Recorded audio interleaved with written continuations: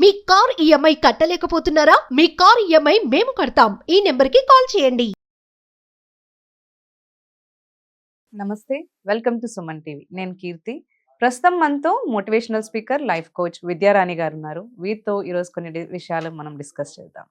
Hello అండి, నమస్తే. నమస్కారం అండి కీర్తి గారు. మనం ఇప్పటివరకు చెప్పుకున్న టాపిక్స్ అన్ని అయితే బాగా ఎక్స్ప్లెయిన్ చేశారు. అండ్ నాకు ఇంకొక డౌట్, మనకి కొన్నిసార్లు ఏంటంటే ఇప్పుడు జనరేషన్ సెన్సిటివిటీని బట్టి కొన్నిసార్లు ఒక వ్యక్తికి ఒక దెబ్బ కొట్టినప్పుడు వాళ్ళు తట్టుకోగలుగుతున్నారు, అంటే ఏదో హర్టే కదా అని మర్చిపోయి మళ్ళీ వాళ్ళు నార్మల్ అయిపోతున్నారు.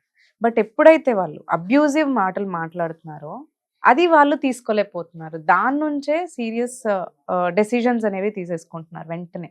సో ఆ మైండ్ సెట్ని మీరు ఎలా ఎక్స్ప్లెయిన్ చేస్తారు? మైండ్ సెట్ అంటే మనం చిన్నగా ఒక మైండ్ సెట్ అనుకోవడం వేరు, ఆ హృదయం గాయపడడం వేరండి.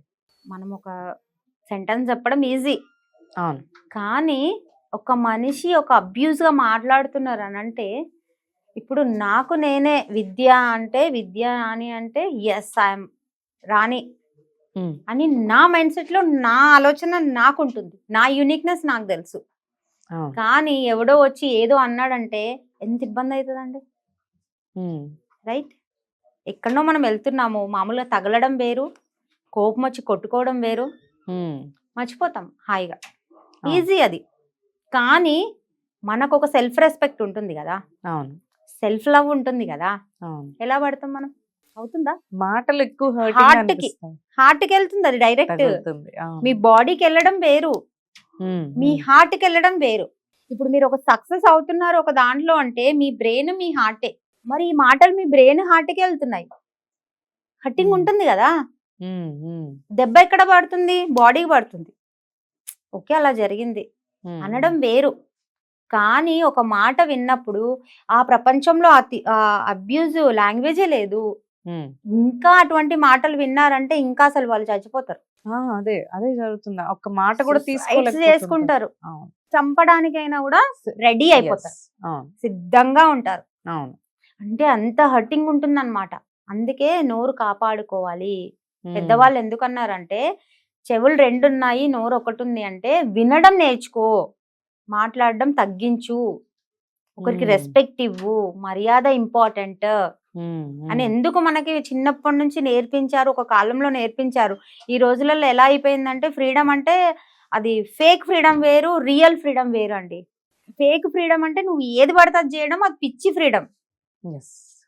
ఇప్పుడు నేను ఇక్కడ వచ్చాను, ఇక్కడ ఒక ½ an hour లేట్ అయ్యి ఇంకో 2 షూట్లు చేసినా కూడా నేను చేస్తున్నా అంటే ఆ ఫ్రీడమ్ వేరు. నేను పిచ్చి చేతలు చేయడానికి వెళ్ళడం ఆ ఫ్రీడమ్ వేరు, రైట్? సో అటువంటప్పుడు మనము ఆ దెబ్బ కొట్టేది వేరుంటుంది, మన బ్రెయిన్కి ఒక అబ్యూజ్గా మాట్లాడడం వేరుంటుందండి. మానసికంగా చచ్చిపోతాం యాక్చువల్గా. ఒక మాట అన్నారంటే పిచ్చి లేసిపోతుంది. అటువంటి క్లయింట్స్ ఎంతో మంది ఉన్నారు నాకు. చాలా సూసైడ్ కేసెస్ కూడా చూసాం. ఏదో మా పేరెంట్స్ ఒక మాట అన్నారనో, లేదంటే రిలేషన్షిప్స్ లో వైఫ్ హస్బెండ్ ఏదో మాట అన్నారనో సూసైడ్ చేసేసుకుంటారు. అంటే వాళ్ళకి అంత డెలికేట్ గా ఉంటుందండి. మనం అది గమనించుకోవాలి. ఒకరికి పడట్లేదు తిడితే అంటే ఆపేయాలి, అంతే. కానీ నీకు అలవాటు కదా, నేను అంటూనే ఉంటా, నా కోపం తీసుకుంటా అంటే అవతల ఒక ప్రాణం, రైట్? ఆ ప్రాణాన్ని ఎలా చేస్తావు? మనం కొనుక్కోలేదు కదా ఒకరికి తిట్టడానికి. అబ్యూజ్ గా మాట్లాడడం అంటే ఏందండి? అది కూడా ఒక నేరమే, దానిపైన కూడా కేసు పెట్టొచ్చు.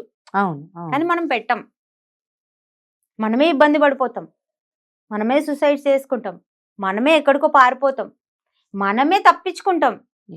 కానీ అవతల మనిషికి ఎంత రెస్పెక్ట్ ఇస్తామంటే మనము వాడికి ఏమీ చెయ్యం మనం, అలా ఉంది.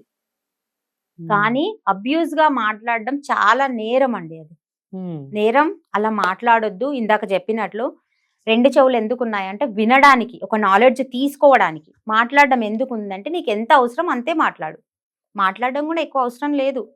ఇప్పుడు మీరు నాకు ఒక క్వశ్చన్ అడిగారు, మీ క్వశ్చన్ అడిగినంత వరకు మీరు మాట్లాడుతున్నారు. నేను మాట్లాడుతున్నా కూడా నా మాటలు కూడా, నా స్క్రిప్ట్ కూడా మీరే చెప్పేస్తే వేస్ట్ కదా. మీ క్వశ్చన్స్ కూడా నేనే అడిగేసుకొని నేనే చెప్పేసుకుంటే అది ఎలా ఉంటుంది చెప్పండి? అందుకే మనకి మాట ఒక అద్భుతం అన్నమాట.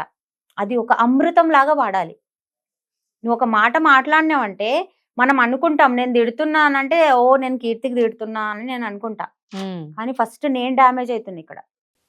అది తెలుసుకో. నా నోరు డ్యామేజ్ అవుతుంది, నా మైండ్ డ్యామేజ్ అవుతుంది. అంటే నీ మైండ్ అంత క్రూయల్ గా ఉంది. తెలంగాణలో చెప్పాలంటే అంత గలీజ్గా ఉంది. అటువంటి బ్రతికి ఎందుకురా నీకు అసలు? అంతే కదండి. ఫస్ట్ మనకు ఎఫెక్ట్ అవుతుంది అది. అవును, అంతే కదా. అవును. నేను ఒక కృష్ణుడు పేరెత్తినా అంటే ఆ వైబ్రేషన్స్ నా లోపలనే వస్తాయి. ఎలా వస్తుందో ఒక మంత్రం ఎలా చెప్తే ఆ వైబ్రేషన్స్ నా లోపల ఎలా పెరుగుతావో, ఒక తిట్టు తిట్టినా కూడా ఆ నెగిటివ్ వైబ్రేషన్స్ ఫస్ట్ నాకు వస్తావు. ఆలోచన కూడా లేదు జనాలకి ఈరోజు. లేదు. నాకు నోరుంది, నేను విన్నా, నేను చిన్నప్పటి నుంచి నేర్చుకున్నా, నాకు వస్తే నేను తిట్టేస్తా. అండ్ కొన్నిసార్లు ఆ మాటలని వాళ్ళు గ్రేట్ గా ఫీల్ అవుతుంటారు. అబ్బా నేను అనేసాను, అదే అంటున్నా కదా, అరే దరిద్రుడా నీకు అది నీ ఫస్ట్ నీ ఎనర్జీ లాస్ అవుతుంది. అవును, అంతే కదండి. కరెక్ట్. ఇప్పుడు నేను ఒక మంత్ర జపం చేయాలి అని ఎందుకంటారు? నీ అవును. ఎనర్జీ పెరగాలి. ఒక్కొక్కరు దాంట్లో ఏ మతంలో అయినా కూడా ఒక ప్రేయర్ చెయ్యాలి, ఒక నమాజ్ చేయాలి, ఒక మంత్ర జపం చేయాలి. ఎందుకంటారు? పాజిటివిటీ పెరగడానికి. పాజిటివిటీ పెరగాలని. మరి నువ్వు ఇది చేస్తున్నప్పుడు పాజిటివిటీ పెరగాలని నీకు తెలుసు, మరొకటి వల్గర్ గా మాట్లాడుతున్నావు, నువ్వు అబ్యూజ్ గా మాట్లాడుతున్నావు అంటే నెగిటివ్ ఎనర్జీ వస్తుందని తెలియదా? ఆలోచించాలి కదా. ఏ విషయానికైనా 2 సైడ్స్ చూడాలి మనం. 2 సైడ్స్ చూసినప్పుడు మనకు అసలు ఏంటి అనేది మనకు అర్థమవుతుంది. నేను తిడుతున్నా, నాకు తిట్టే అధికారం ఉంది, లేకుంటే నాకు ఈజీగా దొరికిపోయారు మనుషులు, నేను తిడుతున్నా అంటే ఫస్ట్ వాళ్ళు తీసుకుంటే వాళ్ళకి తగులుతుంది అది. వాళ్ళు తీసుకోకపోతే నీ లోపలనే పైనుంచి కింది వరకు నీకే నెగిటివ్నెస్. కరెక్ట్. నీ ఆరా డిస్టర్బ్ అవుతుంది, నీ చక్రాస్ డిస్టర్బ్ అవుతాయి, నీకే బ్లాక్స్ అవుతాయి. అవును. అందుకే బుద్ధుడు అంటాడు, ఒక ఊరికి వెళ్ళినప్పుడు ఇదేంటి భిక్షాటన చేస్తున్నారు అనేసి ఒక సిచ్యువేషన్ వచ్చినప్పుడు, తిట్టినప్పుడు, తన పైన ఉమ్మినప్పుడు నేను ఇది తీసుకోవట్లేదు అని అంటారు బుద్ధుడు. అందుకే బుద్ధుడు అయ్యండి ఆయన.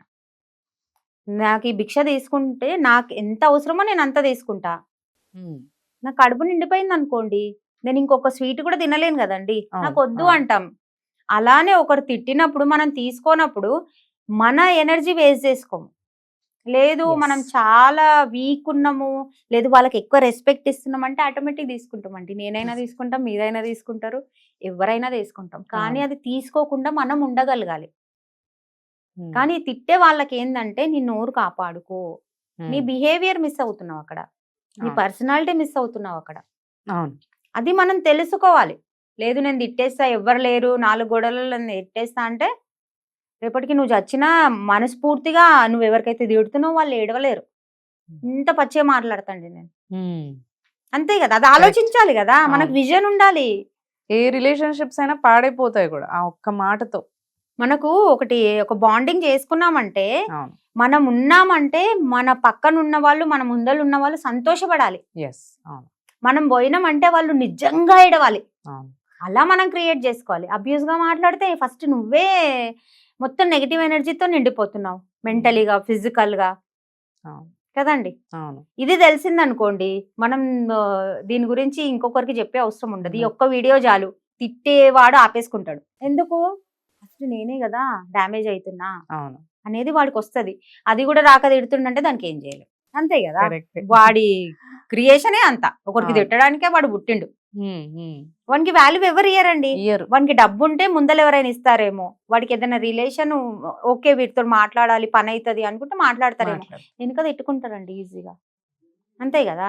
అరే వీడి దగ్గరికి వెళ్ళిపోతేనే బాగుండు అని అనుకుంటారు. పని ఉంటే మట్టు మాట్లాడాల్సి వస్తుంది కదా. పని ఉంటే వసుదేవుడు కూడా గాడిదకాలు పట్టుకున్నాడు. సో ఇటువంటి వాళ్ళతో ఉంటారు. దానికి మించి హోల్ హార్టెడ్ గా రెస్పెక్ట్ అయితే ఇవ్వరండి, రాదు కూడా. అంతే కదా. మన మాట మన పర్సనాలిటీకి పెంచుతుంది. మన వర్బులే మంచిగా ఉండాలి అంటారు. నలుగురితో గ్యాదర్ చేసుకొని ప్రేమగా ఉండాలి, వాళ్ళ ఎఫెక్షన్ తీసుకోవాలి అంటే. చాలా బాగా ఎక్స్ప్లెయిన్ చేశాను. థ్యాంక్ యూ కీర్తి గారు.